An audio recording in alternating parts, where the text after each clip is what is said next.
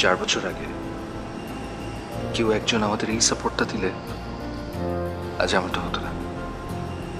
আজ আমার ভালোবাসার মানুষটাই হয়তো আমার পাশে থাকতো।